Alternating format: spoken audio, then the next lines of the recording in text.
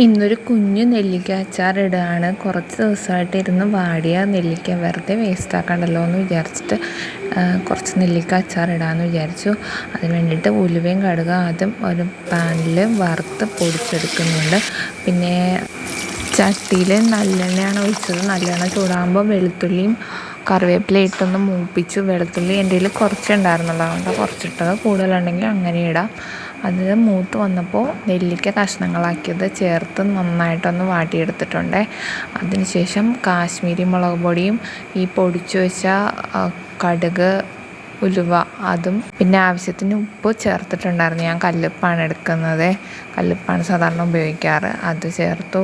വിനാഗിരി കുറച്ച് കൂടുതൽ ഒഴിച്ചിട്ടുണ്ട്. എന്നിട്ട് ഇത് തണുത്ത് കഴിയുമ്പോൾ, വിനാഗിരി ചേർത്ത് കഴിഞ്ഞ് ഒന്ന് തിള വന്നു കഴിയുമ്പോൾ നമുക്ക് അടുപ്പിൽ നിന്ന് ഇറക്കാം.